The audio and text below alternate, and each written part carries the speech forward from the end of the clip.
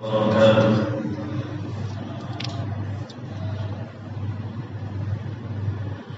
الحمد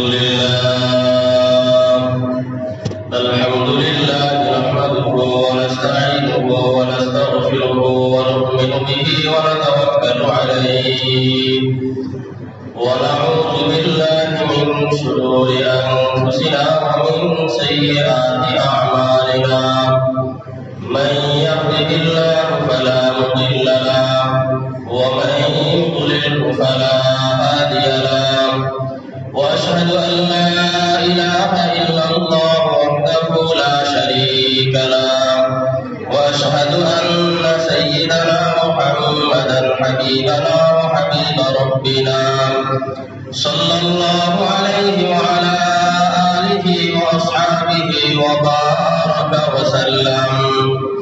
أما بعد فأعوذ بالله من الشيطان الرجيم. بسم الله الرحمن الرحيم. ولله على الناس حج البيت من استطاع إليه سبيلا ومن كفر فإن الله غني عن العالمين. صدق الله مولانا العظيم وصدق رسوله النبي الأمي الكريم ونحن على ذلك لمن الشاهدين والشاكرين والحمد لله رب العالمين. سبحانك لا علم لنا إلا ما علمتنا إنك أنت العليم الحكيم. معزز مكرم حضرات علماء کرام সম্মানিত মুসল্লিয়ান ইকরাম, আল্লাহ সুবহানাহু ওয়া তাআলার মহান দরবারে লাখ কোটি শুকরিয়া জানাই। আল্লাহ রাব্বুল আলামিন আমাদেরকে অত্যন্ত মায়া করে পছন্দ করে সুস্থতার সাথে আল্লাহ পাকের ঘরে হাজির হওয়ার মতো সৌভাগ্য দান করেছেন। এই জন্য অত্যন্ত আনন্দের সাথে শুকরিয়া আদায় করে নেই আলহামদুলিল্লাহ। আল্লাহ রাব্বুল আলামিন যেন সুস্থতার সাথে মওত পর্যন্ত তার ঘরে আমাদেরকে এইভাবে হাজির থাকার সৌভাগ্য দান করেন। আমরা আলোচনা শুনতেছিলাম হজ সম্পর্কে। ইসলামের 5 ভিত্তির এক ভিত্তির নাম হলো হজ। গত সপ্তাহে আমরা আলোচনা শুনছিলাম ইসলামের বিধান তো অনেক আছে। আল্লাহর নবী মুহাম্মদুর রাসূলুল্লাহ সাল্লাল্লাহু তাআলা আলাইহি ওয়াসাল্লাম তার মধ্য থেকে এই 5টা জিনিসকে ইসলামের ভিত্তি কেন বলেছেন? এর অনেক কারণ আছে। তার মধ্যে একটা কারণ আমরা বলছিলাম যে আল্লাহ রাব্বুল আলামিনের সাথে বান্দার সম্পর্ক। একটা হলো আব্দ এবং মাবুদের সম্পর্ক, খালিক ও মাখলুকের সম্পর্ক। যে আল্লাহ পাক আমাদের মাবুদ, আমরা তার গোলাম, তার গোলামি করাই আমাদের কাজ। আরেকটা সম্পর্ক হলো আল্লাহ রাব্বুল আলামিন শুধু আমাদেরকে গোলাম রাখতে চান না, তিনি আমাদেরকে তার বন্ধু বানাইতে চান। এই জন্য কোরআনে হাকিমের মধ্যে আল্লাহ পাক বলেন আল্লাহু ওয়ালিয়ুল্লাযীনা আমানু, আল্লাহ রাব্বুল আলামিন বলেন ঈমানদারদের বন্ধু। বন্ধুর স্তরে আল্লাহ পাক আমাদেরকে পৌঁছাইতে চান। শুধুমাত্র তোমরা গোলাম এটা না, তোমরা গোলামি করতে করতে আমার বন্ধুর স্তরেও তোমরা চলে আসতে পারো। ইসলামের 5 ভিত্তিকে আল্লাহ পাক এইভাবে সাজাইছেন। মহব্বত আর ভালোবাসার যেমন 5টা স্তর, ইসলামের 5 ভিত্তিরও এরকম মহব্বত আর ভালোবাসার 5টা স্তর যেন বান্দা অতিক্রম করে। আর হজ হইল মহব্বত আর ভালোবাসার একটা চূড়ান্ত রূপ। মহব্বত আর ভালোবাসা যে আমি আর কিছুই চাই না দুনিয়ায়, রব্বুল আলামিন দুনিয়ার সব কিছু ত্যাগ করে শুধুমাত্র আপনাকে চাই আর আপনার সন্তুষ্টি চাই। হজ হইল এই শিক্ষার চূড়ান্ত রূপ। এই জন্য হজ হইল মহব্বতের সফর। বান্দার সাথে আল্লাহ পাকের যতটা না ভয়ের সম্পর্ক, তার চাইতে বেশি হলো মহব্বতের সম্পর্ক। সারা মাখলুকাতের মধ্যে আল্লাহ পাক সকলের ইবাদত একসাথে পরিমাণ পছন্দ করেন না। মানুষের 1 মিনিটের ইবাদতকে আল্লাহ পাক যে পরিমাণ পছন্দ করেন। কারণ হলো অন্যান্য মাখলুক আল্লাহ পাকের যে হুকুমগুলো মানে সেগুলো তারা মানে তাদের মানতে হয় তাই মানে। আর মানুষ আল্লাহ পাকের হুকুম মানবে শুধু মানতে হয় এই জন্য না, আল্লাহ পাকের প্রতি গভীর ইশক আর মহব্বত নিয়ে পালন করে। এই গুণটা ফেরেশতাদের মধ্যেও নাই, এই গুণটা অন্য কোনো মাখলুকের মধ্যেও নাই, যে আল্লাহ পাককে মহব্বত করা আর ভালোবাসা। যেহেতু মহব্বত আর ভালোবাসা একমাত্র মানুষের মধ্যে আছে, এই কারণে আল্লাহ পাক মানুষের ইবাদতের সাথে মহব্বত আর ভালোবাসা থাকার কারণে মানুষের ইবাদতকে আল্লাহ পাক এই পরিমাণ পছন্দ করেন। তো হজের সফর, শাইখুল হাদিস জাকারিয়া রাহমাতুল্লাহি আলাইহি তিনি লিখছেন যে হজের সফর এটা আমাদের আখিরাতের সফরের মতো অনেকটা।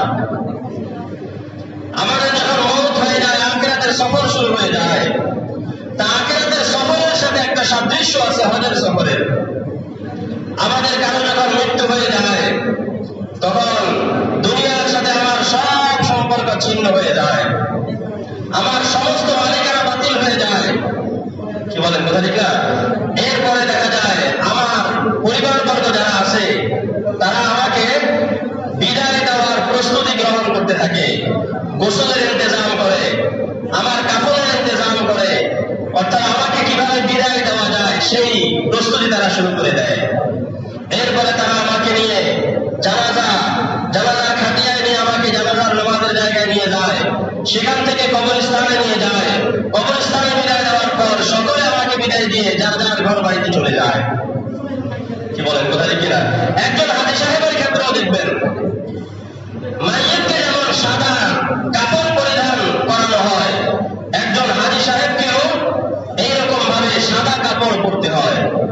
হাজী সাহেবকে বুঝতে হবে এই কথা যে আজকে যেমনি ভাবে সাদা কাপড় পরে আমি বের হইতেছি, আরো একটা দিন আমার জীবনে আসতেছে অচিরেই যা সাদা কাপড় পরে বের হইতে হবে। এটাই হবে আমার বাড়ি থেকে আমার সর্বশেষ বের হওয়া। পুনরায় আর এই বাড়িতে ফিরে আসা আমার পক্ষে কি হবে না, সম্ভব হবে না। মারা গেলে যেমন মানুষ বিদায় দেওয়ার প্রস্তুতি নিতে থাকে, হাজী সাহেবকেও তার পরিবার বর্গ এরকম হজের বিভিন্ন সামান প্রস্তুত করে দিতে থাকে। কি বলেন কথা ঠিক কিনা? এর মধ্যে কিছু লোক তাকে ঘর বাড়ি থেকে আগায় দিতে আসে, স্টেশন পর্যন্ত যায়, যেখান থেকে গাড়ি ছাড়বে সে পর্যন্ত যায়। কিছু লোক ঘর থেকে বের হয় না, ঘরের থেকেই বিদায় দিয়ে দেয়। কিছু হয়তো স্টেশন পর্যন্ত যায়, আর একান্ত আপনজন যারা তাদের কেউ কেউ হয়তো এয়ারপোর্ট পর্যন্ত যায়, এরপরে আর কেউ যায় না। যেমন কবরস্থানে দাফন করার পর আর কেউ সাথে থাকতে পারে না। এখানেও যখন জাহাজের জামানা ছিল তখন জাহাজ মানে পানির জাহাজ, আর এখন যখন উড়োজাহাজের জামানা, তো এটা বিমানবন্দর পর্যন্ত দেখা যায় কিছু আত্মীয় স্বজন সে পর্যন্ত যায়। এরপরে তার সাথে থেকে যায় সফরের জন্য সে যে সামানগুলো প্রস্তুত করে রেখেছিল এগুলোই তার সাথে থেকে যায়, আর কেউ তার সাথে থাকে না। কি বলেন কথা দেখি না? এখন সফরের মধ্যে দেখেন আমার আশপাশে যারা আছে, আমার বন্ধু বান্ধব, আমার জিনিসপত্র, এই জিনিসগুলো যদি আমার সফরের জন্য ভালো হয় তাহলে আমি আরাম পাবো, আর যদি এগুলো সফরের জন্য কষ্টকর হয় তাহলে সফরের মধ্যে আমি কষ্ট পাবো। কি বলেন কথা ঠিক না? আমার আশপাশে বন্ধু বান্ধব যারা, এরা যদি ভালো না হয়, কথায় কথায় কষ্ট দেয়, আচার আচরণে কষ্ট দেয়, চলাফেরায় কষ্ট দেয়, তাহলে আমি কষ্ট পাইতে থাকবো। এরকম ভাবে কবরের মধ্যে মুমিনের বন্ধু হয়ে তার আমলনামা যদি ভালো হয়, এই আমলনামাকে আল্লাহ পাক সুন্দর চেহারা বিশিষ্ট একজন মানুষের রূপ ধারণ করে রূপ দিয়ে তার কাছে বসিয়ে দিবেন। তার কাছে একাকিত্ব লাগবে না, তার কাছে ভয় ভীতি লাগবে না। ওই আমলনামা তাকে বন্ধু রূপে তাকে বলতে থাকবে জান্নাত পর্যন্ত তোমার সাথে আমরা থাকবো। আর যদি আমলনামা ভালো না হয় তাহলে কুৎসিত একেবারে বিকৃত আকৃতির বানিয়ে তার সাথে রেখে দেওয়া হবে, ওটা দেখবে আরো সে ভয়ে ভীত হইতে থাকবে।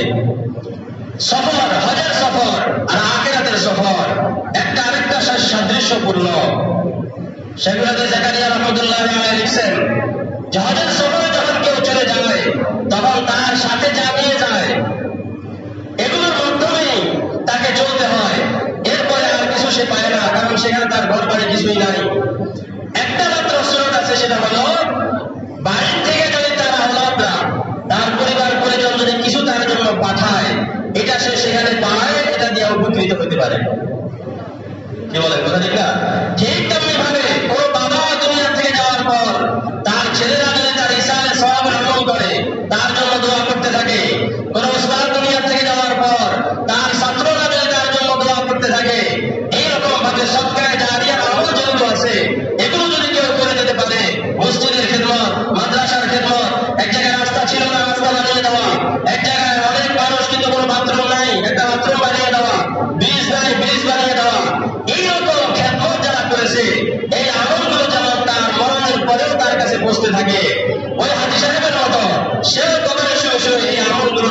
সে পাইতে থাকে। এই জন্য হজের সফর আখিরাতের সফরের মতো, আখিরাতের সফরকে স্মরণ করিয়ে দেয়। এরপরে হাজী সাহেব যাইতে যাইতে যখন মক্কায় যায়, মক্কার জমিনের আজমত, বাইতুল্লাহ শরীফের মহব্বত, তার প্রতি গভীর শ্রদ্ধা আর ভালোবাসা যেন প্রত্যেকজন হাজী সাহেবের অন্তরে থাকে। এমন যেন না হয় অন্যান্য আরো ৮-১০ জায়গায় যেমন সফর করি, এটাও আমার এমন একটা সফর হইতেছে, এইরকম ভাবসাব যেন না থাকে। এই বাইতুল্লাহ কি এটা বোঝা দরকার। এই সেই শহর, যেই শহরে এক সময় এবং পুরোনো দিনের স্মৃতিগুলো মনে মনে ভাবতে থাকা, ইতিহাসগুলো মনে মনে ভাবতে থাকা, যে এই শহর তো সেই শহর, যেই শহরের গলিতে গলিতে এক সময় আমার নবী মুহাম্মদুর রাসূলুল্লাহ সাল্লাল্লাহু তাআলা আলাইহি ওয়াসাল্লাম বিচরণ করতেন, সাহাবায়ে কেরাম বিচরণ করতেন, তাদের নুরানি পদধূলি এই জমিনের মধ্যে এক সময় পড়ছিল। আমার কিসমত কত ভালো, আমার ভাগ্য কত ভালো, কত বড় নাফরমান আমি, কত গুনাহ করলাম, কত অন্যায় করলাম, কত নাফরমানি আল্লাহ পাকের করলাম, তারপরে আল্লাহ পাক মেহেরবানি করে ওই জমিনে আমাকে আসার সৌভাগ্য দিয়েছেন, যে জমিনে মুহাম্মদুর রাসূলুল্লাহ বিচরণ করতেন। নিজেকে এরকম ভাবে খুব সতর্কতার সাথে, এমন না আনন্দের সাথে সফর করলাম, ফুর্তির সাথে সফর করলাম না। আমি কে, আমার পরিচয় কি, আল্লাহ পাক আমাকে কোথায় নিয়ে আসছেন, এই শহরের দাম কত, এই শহরের মূল্য কত, এই শহরের মর্যাদা কত।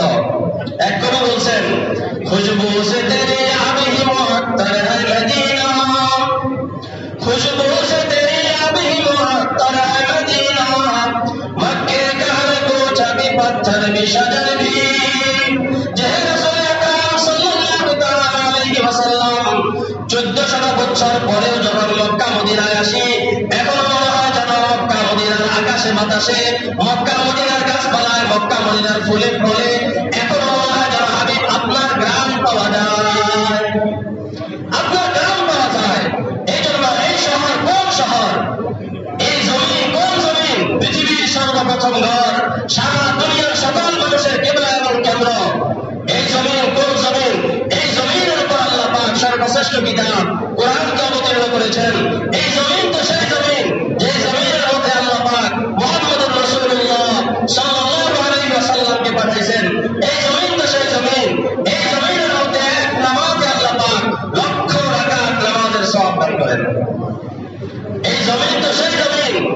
আল্লাহ রাব্বুল আলামিন কোরআনে কারীমের মধ্যে অনেকগুলো বিষয় নিয়ে কসম করেছেন। আমরা যখন কাউকে কোনো কথার গুরুত্ব বুঝাইতে চাই, কোনো কথার এরকম ভাবে নিশ্চয়তা বুঝাইতে চাই, তখন আমরা কসমের সাথে, শপথের সাথে কথাটা উপস্থাপন করি। কি বলেন, কথা ঠিক না? কেন? যে কথাটা যেন উনি বিশ্বাস করেন, কথাটা গুরুত্ব যেন উনি বুঝেন। এখন আল্লাহ রাব্বুল আলামিন কাউকে গুরুত্ব বোঝানোর জন্য কসমের কোনো প্রয়োজন নাই, কারণ এই কথার সর্বোচ্চ গুরুত্ব এটাই যে কথাটা বলতেছেন কে? আল্লাহ রাব্বুল আলামিন। তার বলাটাই সর্বোচ্চ গুরুত্ব, তার বলাটাই হলো সর্বোচ্চ নিশ্চয়তা। এখানে কসমের কোনো প্রয়োজন নাই। তারপরে আল্লাহ পাক কিছু জিনিস সম্পর্কে কসম করেছেন মানুষকে বোঝানোর জন্য, কারণ মানুষ সাধারণত একটা কথা শপথের সাথে উপস্থাপন করলে কথাটাকে মানুষ বেশি গুরুত্ব দেয়। আরেকটা বিষয় বোঝানো হলো, যে জিনিসটা সম্পর্কে আল্লাহ পাক কসম করেন, ওই জিনিসটার দাম আল্লাহ পাকের কাছে অনেক বেশি। লা উকসিমু বিহাদাল বালাদ ওয়া আনতা হিল্লুম বিহাদাল বালাদ। এই মক্কার জমিন তো এত দামি জমিন, এত সম্মানিত জমিন, এত মর্যাদাপূর্ণ জমিন, যে জমিনের নামে আল্লাহ পাক স্বয়ং শপথ পাঠ করেন, কসম করেন। আল্লাহ পাক যে জিনিসের দ্বারা কসম করেন, বুঝতে হবে এই জিনিসটা অনেক দামি। এই জন্য মক্কা মুআজ্জামা বাইতুল্লাহ শরীফের প্রতি গভীর ইশক ও মহব্বত, গভীর ভক্তি আর ভালোবাসা নিয়ে আস্তে আস্তে বাইতুল্লাহর দিকে অগ্রসর হইতে থাকা। বাইতুল্লাহ শরীফ সর্বপ্রথম যখন নজরে আসবে, আল্লাহর হাবিব বলেন, তখন বান্দা যে দোয়া করবে আল্লাহ পাক সেই দোয়া কবুল করবেন। এই জন্য বাইতুল্লাহ শরীফ হলো এরকম আজমত আর মহব্বত। আরাফার ময়দান, এটা হাশরের ময়দানের একটা প্রতিচ্ছবি। আরাফার ময়দান, আগে যে বলছিলাম যে হজের সফর আখিরাতের সফরের প্রতিচ্ছবি, আখিরাতের সফরের একটা প্রতিবিম্ব, একটা ছায়া। হাশরের ময়দান মতো আরাফার ময়দান। এবং শেখ জাকারিয়া রাহমাতুল্লাহি আলাইহি লিখছেন যে হাশরের ময়দানে বান্দা যেমন ছোটাছুটি করতে থাকবে। কখনো হযরত আদম আলাইহিস সালামের কাছে যাবে, তার কাছে সুপারিশ করার জন্য প্রার্থনা করবে। কখনো হযরত নূহ আলাইহিস সালামের কাছে যাবে, কখনো হযরত ইব্রাহিম আলাইহিস সালামের কাছে যাবে। বিভিন্ন নবীদের কাছে গিয়ে গিয়ে আল্লাহ পাকের কাছে সুপারিশ করার জন্য প্রার্থনা করতে থাকবে। হাজী সাহেব এরকম তাদের গুনাহ মাফের প্রার্থনা করতে থাকে। কখনো কাবা শরীফে, কখনো মিনায়, কখনো মুজদালিফায়, কখনো সাফা মারওয়ায়, কখনো আরাফার ময়দানে, এইরকম বিভিন্ন জায়গায় তারা ছোটাছুটি করতে থাকে আর আল্লাহ পাকের কাছে মাফ চাইতে থাকে, ক্ষমা চাইতে থাকে। হাশরের ময়দানে যেমন বিভিন্ন নবীদের কাছে ছোটাছুটি করতে থাকবে, আরাফার ময়দানে হজের সফরের মানুষেরা এরকম বিভিন্ন জায়গায় ছুটতে ছুটতে আল্লাহ পাকের কাছে ক্ষমা আর মাফ চাইতে থাকে। হজের সফর, আরাফার ময়দান, এটা হলো আমাদের আখিরাতের সফরের একটা প্রতিচ্ছবি, আখিরাতের সফরের একটা প্রতিবিম্ব আর ছায়া। এই জন্য সেটাকে স্মরণ করে করে এই হজের প্রত্যেকটা কাজ করা দরকার এবং বাইতুল্লাহ শরীফের প্রতি। আর হজের আরেকটা দিক হইল, হজের কাজগুলো এমন, হজের আমলগুলো এমন, আপনি যদি যুক্তি দিয়ে বিশ্লেষণ করতে যান তাহলে কোনো যুক্তি পাবেন না। যুক্তি দিয়ে যদি বিশ্লেষণ করতে যান তাহলে কোনো যুক্তি পাবেন না যে এটার কারণ কি, এর রহস্য কি। যেমন বাইতুল্লাহ শরীফের তাওয়াফ করা, হাজার হাজার লাখ লাখ লোক এর আশপাশে ঘুরতে থাকা ঘুরতে থাকা ঘুরতে থাকা, আপনি বলেন এর যৌক্তিক কি ব্যাখ্যা বিশ্লেষণ আছে? কি বলেন? একটাই বিশ্লেষণ এখানে, যেটা আল্লাহ পাকের হুকুম,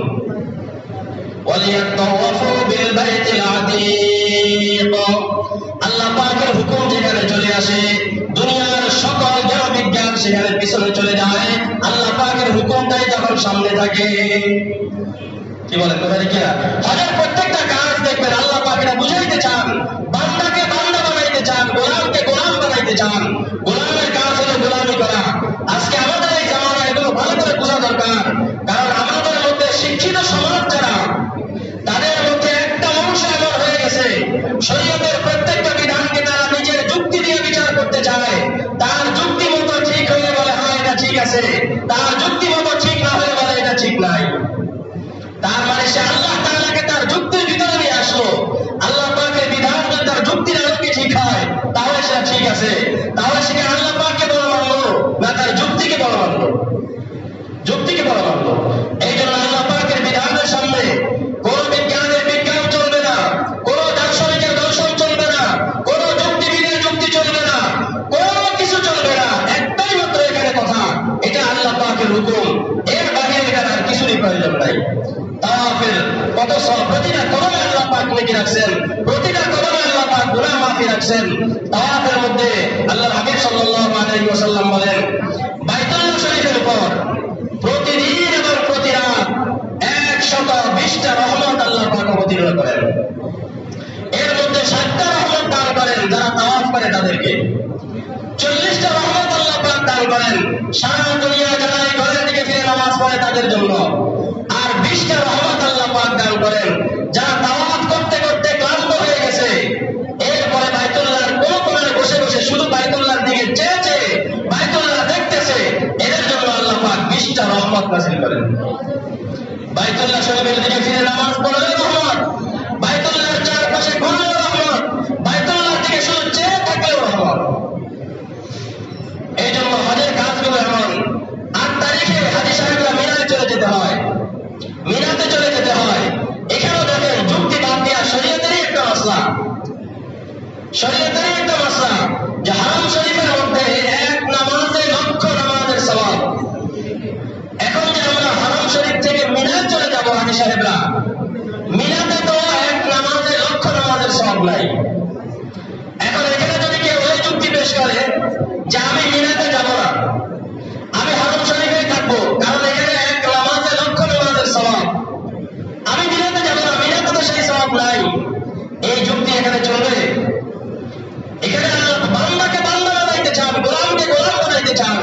যে এতদিন পর্যন্ত ছিল এই হুকুম হারাম শরীফে নামাজ পড়া, আজকে আল্লাহ পাকের হুকুম হয়ে গেছে মিনায় যাওয়া। এখন মিনায় যাওয়া তোমার জন্য ইবাদত, এখানে থাকা তোমার জন্য ইবাদত না। সকল ইবাদতের মূল বিষয় হলো আল্লাহ পাকের হুকুম, সকল ইবাদতের মূল বিষয় হলো আল্লাহ পাক পাকের হুকুম। যেমন দেখেন, নামাজ কখনো পড়া ইবাদত, কখনো পড়া গুনাহের কাজ। রোজা কখনো রাখা ইবাদত, কখনো রাখা গুনাহের কাজ। কি বলেন, বোঝা যায় কিনা? তাহলে বোঝা গেল, যখন আল্লাহ পাকের হুকুম নামাজ পড়ো তখন নামাজ পড়া ইবাদত, যখন আল্লাহ পাকের হুকুম নামাজ পড়বা না তখন নামাজ না পড়া ইবাদত। যখন আল্লাহ পাকের হুকুম রোজা রাখো রমজান মাস, এখন রোজা রাখা ইবাদত। আল্লাহ পাকের হুকুম হবে ঈদের দিন রোজা রাখতে পারবা না, কুরবানির ঈদের পর 3 দিন রোজা রাখতে পারবা না, এই দিনগুলোতে রোজা না রাখা হলো ইবাদত। কি বলেন, বোঝা যায় না?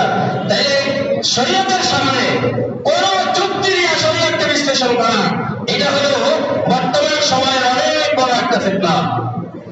যুক্তি দিয়ে শরীয়তকে বিশ্লেষণ করা, সকল যুক্তিকে শরীয়তের আলোকে বুঝতে হবে, কোন শরীয়তের হুকুমকে যুক্তির আলোকে বোঝা যাবে না। কি বলেন, বোঝা যায় কিনা? কোন শরীয়তের বিধান যদি আমার কাছে যুক্তিযুক্ত মনে না হয়, বুঝতে হবে আমার আকারের মধ্যে কমে আছে, আমার জ্ঞানের মধ্যে কমে আছে, আমার বোঝার মধ্যে কমে আছে। এই জন্য একজনে খুব সুন্দর একটা উদাহরণ দিয়েছেন, যে আপনি একটা টুপি বানিয়েছেন, এখন মনে করুন টুপিটা আপনার মাথার মাপের তুলনায় ছোট হয়ে গেছে। টুপিটা আপনার মাথার তুলনায় কি হয়ে গেছে? ছোট হয়ে গেছে। এখন কি এই টুপি মাথায় পরা যাবে? পরা যাবে না, মাথায় ঢুকবে না। এখন দুইটা কাজ, একটা হলো টুপি কেটে বড় করবেন, আরেকটাও করা যায় মাথা কেটে ছোট করবেন। কোনটা করবেন? কি ভাই, পৃথিবীতে এমন কোন জ্ঞানী ব্যক্তি কি পাওয়া যাবে যে টুপি কাটবে না, মাথা কাটতে কাটতে ছোট করে তারপরে টুপি করবে? আছে এমন কোন ভদ্রলোক, এমন কোন বিজ্ঞানী, এমন কোন দার্শনিক? বরং টুপি যদি কাটতে হয় 1000বার কাটবো, একবার আমার মাথা কাটবো না। কি বলেন, বোঝা যায় কিনা? ঠিক তেমনি ভাবে যুক্তি যদি পরিবর্তন করতে হয় 1000বার পরিবর্তন করবো, কোন বিজ্ঞানের সিদ্ধান্ত যদি পরিবর্তন করতে হয় 1000বার পরিবর্তন করবো, একবারের জন্য কোরআন সুন্নাহর কোন বিধান কিয়ামত পর্যন্তের জন্য চিরসত্য, এর মধ্যে বিন্দুমাত্র পরিবর্তন হবে না। আরাফার ময়দানে যখন আমরা যাই, সেখানেও দেখেন সারা জীবন আমাদের উপর হুকুম ছিল যোহরের সময় যোহরের নামাজ পড়ো, আসরের সময় আসরের নামাজ পড়ো। কি বলেন? কিন্তু সেখানে কি এই হুকুম আছে? যারা মূল জামাতের সাথে নামাজ পড়বে তাদের জন্য কি এই হুকুম আছে? এই হুকুম নাই। সেখানে যোহরের সময় যোহর আসর একসাথে পড়ো, আবার মুজদালিফা গিয়ে মাগরিব ইশা একসাথে পড়ো। কি বলেন? সারা জীবনের থেকে ব্যতিক্রম হুকুম আল্লাহ পাক দিয়ে দিয়েছেন যে আমার হুকুম মানা হবে ইবাদত। এতদিন আমার হুকুম ছিল যোহরের সময় যোহরের নামাজ, আসরের সময় আসরের নামাজ, তাই সময় মতো নামাজ পড়া হবে ইবাদত। আর আজকের জন্য হাদিসের জন্য আমার হুকুম হলো যোহর আসর একসাথে আদায় করো, মাগরিব ইশা একসাথে মুজদালিফা গিয়ে আদায় করো, আসরের সময় আসর পড়বা না, মাগরিবের সময় মাগরিব পড়বা না। এখন এইভাবে আমল করাই হলো আমার ইবাদত। এখানে তুমি যুক্তি খাটিয়ে আসরের সময় আসর করবা, যোহরের সময় যোহর করবা, এটা তোমার এটা নাফরমানি হবে, এটা অবাধ্যতা হবে, এটা ইবাদত হবে না। তাহলে সব কিছু আমাকে বুঝলাম, যখন আল্লাহ পাকের সেই হুকুম, তখন সেই হুকুম পালন করার নাম হলো ইবাদত। কি বলেন, বোঝা যায় কিনা? এইরকম ভাবে হজের প্রত্যেকটা আমল, জামানা থেকে পাথর মারা শয়তানকে পাথর মারা, এর যৌক্তিক কি বিশ্লেষণ আছে? আমরা গত সপ্তাহে একটা কথা বলেছিলাম যে শুক্রবারের জন্য যারা উপরে জান্নাত তারা বুঝতেছেন না, উপরে মানুষ খুব চাপাচাপি করে দাঁড়াইতে হয়, একেবারে সাদের কিনারা পর্যন্ত চলে যায়। এই জন্য আমরা যারা এখানে আসছি, আমরা এই মাঝখানের ফাঁকগুলো একটু কমিয়ে ফেলি, কারণ আমাদের ভাইদের প্রচন্ড কষ্ট হয়। এক হলো গরমের কষ্ট, আরেক হলো প্রচন্ড চাপাচাপির কষ্ট। একদিনের জন্য আমরা একটু চাপতে থাকি, পিছন থেকে সবে সবে চাপতে থাকি, পিছন থেকে কিছু মানুষ সামনে আসতে থাকি। আমাদের অনেক ভাই নামাজ পড়তে খুব কষ্ট হয়, এই জন্য এই কাজটা আমরা করে দিই, একটু একটু করে সামনে আসতে থাকি, ফাঁকা কিছু কমিয়ে ফেলি। কারণ উপরে একবারে সর্বোচ্চ সাপ যেটা সেটাও হয়ে যায়, একেবারে কিনার পর্যন্ত মানুষ চলে যায়। এই জন্য আমরা ভিতরে যারা আছি তারা একটু অগ্রসর হয়ে নেই। মাশাআল্লাহ, অনেক ভাই আসতেছেন, একটু চেপে চেপে দাঁড়াই, সামনের কাতারে যারা আছে আর একটু চেপে যাই, একজন একজন করে সামনে চলে আসি। আল্লাহ পাক আমাদেরকে সহজ করে দেন। তো বলতেছিলাম যে বিষয়টা, আরাফার ময়দানে আল্লাহ পাকের যে হুকুম সেই হুকুম আমাদেরকে পালন করতে হবে। জামানা থেকে বছর মারা, সেখানে কি শয়তান উপস্থিত থাকে? কি ভাই, শয়তান উপস্থিত থাকে না। এখন আপনি এটাকে যৌক্তিক কি বিশ্লেষণ করবেন? বিজ্ঞানের আলোকে কি বিশ্লেষণ করবেন যে কয়েকটা পিলারকে কেন্দ্র করে লক্ষ লক্ষ মানুষের আশপাশে ঘুরতে থাকা আর কঙ্কর মারতে থাকা, এর কি অর্থ আছে? লক্ষ লক্ষ টাকা খরচ করে, হাজার হাজার ঘন্টা খরচ করে এই যে কাজগুলো এই মানুষগুলো করতেছে, এর যৌক্তিক কি ব্যাখ্যা বিশ্লেষণ আছে? যৌক্তিক ব্যাখ্যা বিশ্লেষণ একটাই, এটা আল্লাহ পাকের হুকুম, এটা শরীয়তের হুকুম। এখানে দুনিয়ার সব বিজ্ঞান, সব যুক্তি এখানে বিচার করে শরীয়তের হুকুমটাই এখানে লক্ষ্য রাখতে হবে। কি বলেন বুঝালি কিনা? এই জন্য এই কথাগুলো দ্বারা আপনারা এটা বুঝবেন না, কারণ কথাটা আমার বলা হইতেছে। এই কথাগুলো দ্বারা এটা বোঝার কোনো অবকাশ নাই যে শরীয়তের হুকুম মানা অযৌক্তিক, শরীয়তের হুকুম মানা অবৈজ্ঞানিক। না, শরীয়তের একটা বিধানও আজ পর্যন্ত কেউ অবৈজ্ঞানিক সাব্যস্ত করতে পারে নাই। কিন্তু এটা বোঝার জন্য মেধা লাগবে, বোঝার মতো যোগ্যতা লাগবে। কি বলেন কোথায় কিনা? আর বিজ্ঞানের তো কোনো ঠিক নাই, আজকে এক সিদ্ধান্ত, কালকে আরেক সিদ্ধান্ত। কি বলেন? এই করোনার সময় একটা কথাই চিন্তা করেন, এই মাস্ক পরা নিয়ে বিশ্ব স্বাস্থ্য সংস্থা কতবার তার সিদ্ধান্ত পরিবর্তন করছে। কি ভাই, তাহলে বিজ্ঞানের গতকাল যেটা সঠিক আজকে সেটা ভুল, আবার আজকে যেটা সঠিক আগামীকাল সেটা ভুল।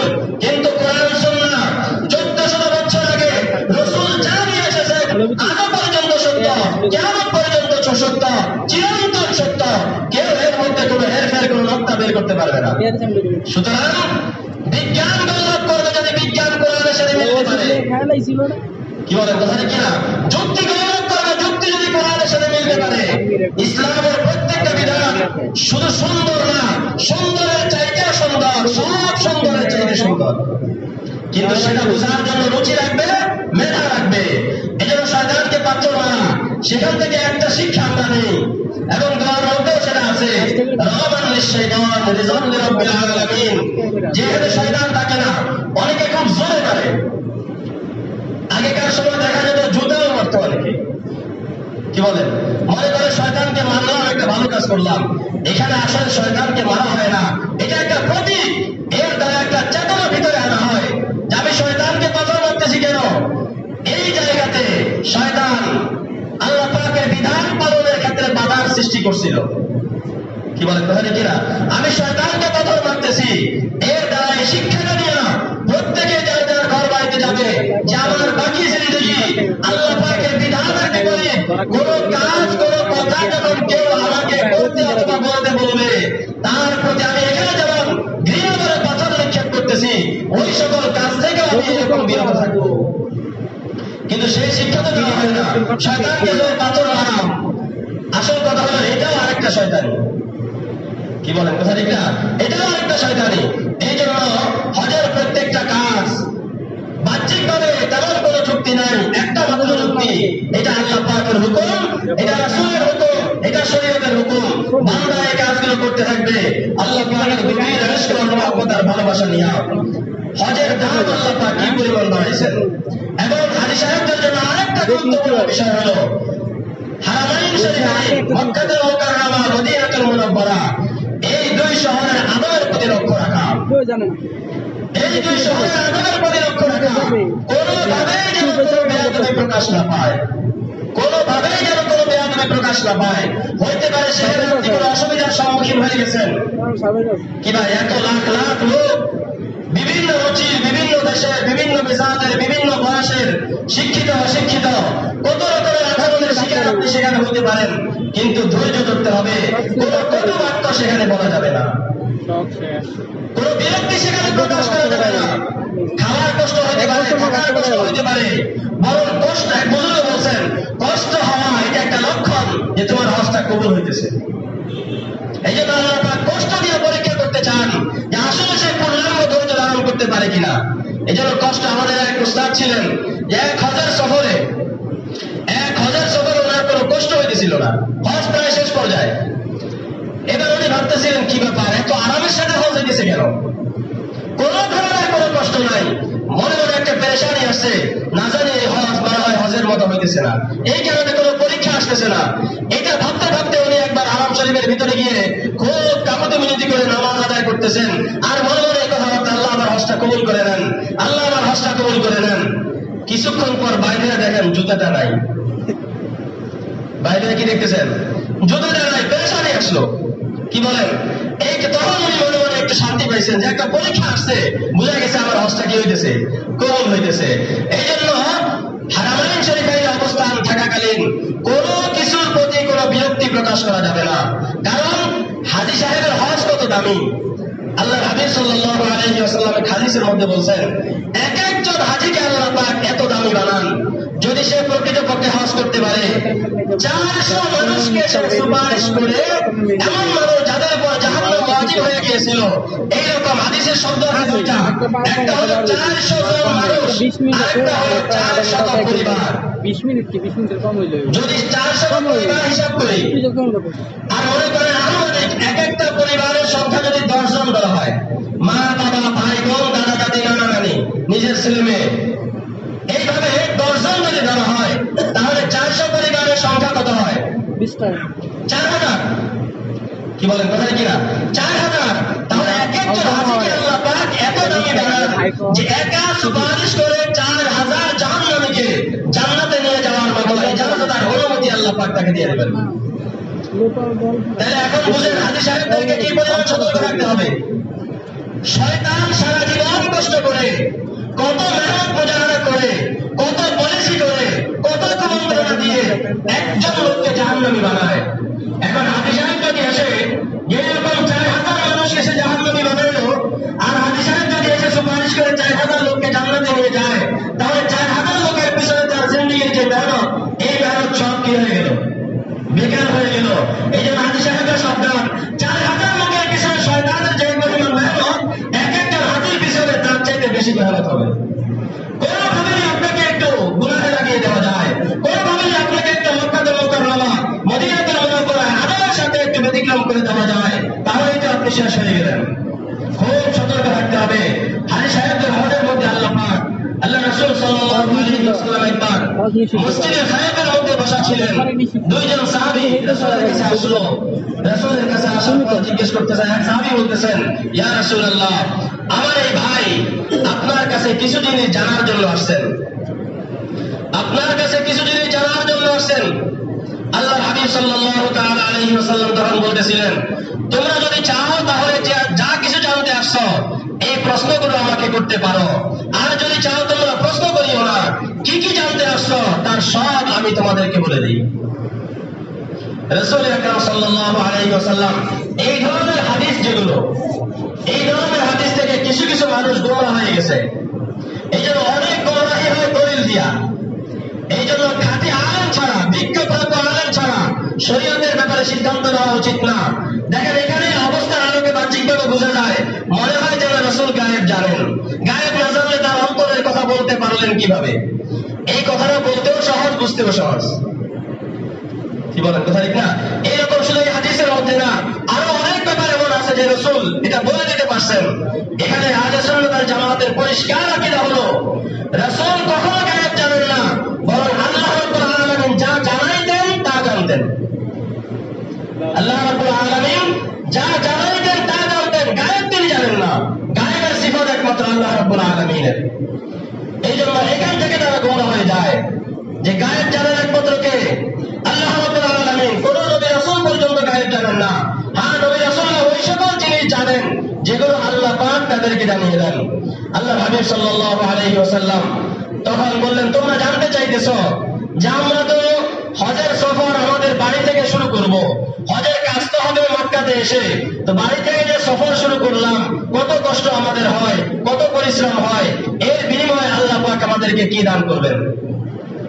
সাহাবীরা বলতেছিলেন আরো অনেকগুলো প্রশ্ন, যে আমরা যে তাওয়াফ করবো, তাওয়াফের মধ্যে আল্লাহ পাক আমাদেরকে কি দান করবেন? তাওয়াফের পর 2 রাকাত নামাজ পড়বো, এই বিনিময়ে আল্লাহ পাক আমাদেরকে কি দান করবেন? তাওয়াফের পর আমরা সাই করবো, ওই সাইতে আল্লাহ পাক আমাদেরকে কি দান করবেন? এইরকম ভাবে আমরা যে কুরবানি করবো, এই কুরবানির বদৌলতে আল্লাহ পাক আমাদেরকে কি দান করবেন? আমরা যে মাথা বানাবো, মাথা বানানোর বদৌলতে আল্লাহ পাক আমাদেরকে কি দান করবেন? এই প্রশ্নগুলো রাসূল বলার পর দোনো সাহাবী হেসে হেসে কথা বলে দিলেন, ইয়া রাসূলুল্লাহ, আপনি যে কয়টা প্রশ্ন বলছেন এই প্রশ্নগুলোই আমরা আপনার কাছে জানতে চাই, এবং আপনি ওই সকল শব্দই ব্যবহার করে করব। আল্লাহ হাবিব সাল্লাল্লাহু আলাইহি ওয়াসাল্লাম তখন বলতেছিলেন যে হজের সফর যখন তোমরা শুরু করবে, হজের সফর যখন শুরু করবে, ওটার উপর যখন তোমরা উঠবে আর ওটা চলতে থাকবে, ওদের প্রতিটা কদমের বিনিময়ে আল্লাহ পাক ওই হাজী সাহেবের এক একটা গুনাহ আল্লাহ পাক মাফ করে দিবেন, এক একটা নেকি আল্লাহ পাক তাকে দান করবেন। এখন হিসাব করে দেখেন, নিজের বাড়ি থেকে মক্কা পর্যন্ত যাওয়া কত হাজার লাখ কদম হয়, প্রতিটা কদমের বিনিময়ে এক একটা গুনাহ মাফ, প্রতিটা কদমের বিনিময়ে এক একটা মর্যাদা, একটা নেকি আল্লাহ পাক তাকে দান করবেন। এখন এই জামানায় এসে বলতে পারেন যে ওদের সফর তো এখন আর নাই, কি বলেন? এখন তো হাওয়াই জাহাজ, ও জাহাজের সফর, এখন তো পানির জাহাজের সফর। এখন ওদের কদমের হিসাব কিভাবে হবে? যেভাবে হোক কিয়ামত পর্যন্ত রাসূলের এই কথা চলমান থাকবে। হাওয়াই জাহাজে আপনি যান, পানির জাহাজে আপনি যান, সেখানে ইঞ্জিন ঘুরে কিনা, কি ভাই ইঞ্জিন ঘুরে কিনা? ঘর থেকে রওনা হইলেন, একটা মনে করেন ছোট্ট একটা গাড়ি দিয়া, গাড়ির চাকা ঘুরে কিনা? ইঞ্জিনের প্রতিটা ঘূর্ণি পাকে, গাড়ির চাকার প্রতিটা ঘূর্ণি পাকে আল্লাহ রাব্বুল আলামিন এক একটা নেকি দান করবেন এবং এক একটা গুনাহ আল্লাহ পাক মাফ করতে থাকবেন। এইরকম ভাবে কিয়ামত পর্যন্ত চলতে থাকবে। এরপরে আরো অনেক কথা জানতে চাইলেন যে আমরা যখন তাওয়াফের পর 2 রাকাত নামাজ পড়বো, আমাদেরকে আল্লাহ পাক কি দান করবেন? আল্লাহ এই 2 রাকাত নামাজের বিনিময়ে আল্লাহ পাক একটা আরবি গোলাম, কি যেই জামানায় সেই জামানায় গোলামের জামানা ছিল, এখন তো নাই, যে গোলামকে আজাদ করলে যে সওয়াব, সেই সওয়াব আল্লাহ পাক দান করবেন। সাফা মারওয়ার সাই অনেক ফজিলতের মধ্যে একটা হলো 70টা গোলাম কিনে আজাদ করে দেওয়ার সওয়াব আল্লাহ পাক দান করবেন। এইরকম ভাবে মাথা মুন্ডে যে সওয়াব, প্রতিটা চুলের বিনিময়ে আল্লাহ পাক নেকি দান করবেন এবং এক একটা গুনাহ আল্লাহ পাক মাফ করে দিবেন।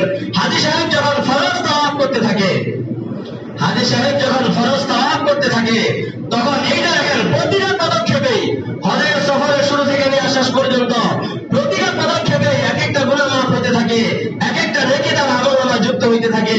তো ফরজ তাওয়াফ করার সময় এমন হয়ে যায়, মনে হয় যেন হাজী সাহেবের আর কোনো গুনাহই বাকি থাকে না, আর কোনো গুনাহই বাকি থাকে না।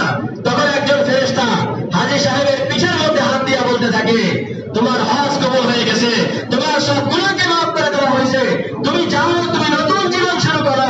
এভাবেই যেন কবর পর্যন্ত তুমি যেতে পারো, এভাবেই যেন কবর পর্যন্ত তুমি যেতে পারো।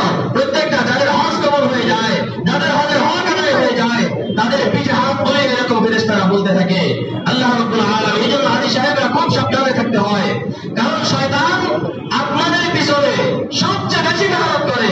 কারণ আমি বললাম, একজন হাজী অন্তত 4000 লোককে সুপারিশ করে জান্নাতে নিয়ে যাওয়ার ক্ষমতা আল্লাহ পাক তাকে দান করবেন। দেখো 4000 লোকের পিছনে যে মেহনত, কি বলেন, স্বাভাবিকভাবে একজন হাজী সাহেবের পিছনে শয়তানের চাইতে বেশি মেহনত হবে। কোনোভাবেই হাজী সাহেব দ্বারা কোনো গুনাহ করানো যায়। এই জন্য এইরকম বরকত আল্লাহ পাক হজের মধ্যে রাখছেন। সর্বশেষ যে কথা, মদিনা শরীফে যখন আমরা যাব, সেখানেও খুব হজের প্রতি লক্ষ্য রাখা। একটা ভয়ঙ্কর ফিতনা বর্তমানে, একটা ভয়ঙ্কর ফিতনা বর্তমানে। প্রথমত নিজেকে চিনতে হয়, নিজেকে বুঝতে হয় যে আমি কে, আল্লাহ পাক আমাকে কোথায় নিয়ে আসছেন। আমি তো ওখানে পা রাখতেছি যেখানে এক সময় রাসূলের পা পড়েছিল, আমি তো ওখানে পা রাখতেছি যেখানে এক সময় সাহাবায়ে কেরামের পা পড়েছিল। আমি কি এই জায়গায় কলম রাখার উপযুক্ত? কি বলেন তো, ঠিক না? এই জন্য সেখানে দেখা যায় বন্ধু বান্ধব একসাথে যায় আর আমাদের চত্বরে বিভিন্ন জায়গায় বসে বসে আড্ডা দিতে থাকে, বিভিন্ন আলাপচারিতায় লিপ্ত হয়ে যায়। আরো ভয়ঙ্কর, আরো ভয়ঙ্কর, ভয়ঙ্কর, গোটা জীবন ধ্বংস করার মতো ভয়ঙ্কর, যে কাবা শরীফের দিকে ফিরে মোবাইল ধরে এইভাবে সেলফি তুলতে থাকে। এটা সেলফির জায়গা? এটা কি ছবি তোলার জায়গা? এখানে ছবি তুলে তুলে পাঠায় আমি হজ করতেছি। পৃথিবীতে এর চাইতে বড় বেয়াদব আর কিছু হইতে পারে না। এর চাইতে বড় বেয়াদব। এবং রাসূলের রওজার কাছে গিয়েও, রাসূলের রওজার কাছে গিয়েও সেখানেও রাসূলের কবরের পাশে কবরের দিকে ফিরে এরকম ভাবে তুলতে থাকে। আমি আপনাকে জিজ্ঞেস করতে চাই, এখানে মনে করেন আমাদের এলাকার যিনি, যাকে আমরা মুরব্বী মানে, মনে করেন এলাকার কাউন্সিলর সাহেব, তিনি আসলেন এখানে, তিনি বসে কথা বলতেছেন, আপনি যদি ওনার পাশে এসে এরকম ভাবে সেলফি তুলতে থাকেন, এটা কেমন হবে? এই কাজ কেউ করবে? এখানে যদি এমপি সাহেব আসেন, তিনি কথা বলতেছেন, আপনি কোনো কথা নাই, বার্তা নাই, কিছু নাই, হুট করে পিছন থেকে এসে তার গা ঘেঁষে তার সাথে সেলফি তুলতেছেন, উপস্থিত সবগুলো লোক আপনার বিরুদ্ধে খেপে যাবে কিনা? কারণ এটা বেয়াদবি। একজন কাউন্সিলর এমপির জন্য যদি বেয়াদবি হয়, আল্লাহর পয়সার সম্মান যারা তার সামনে গিয়ে যদি এইরকম বেয়াদবি করা হয়, এটা কত বেয়াদবি হইতে পারে?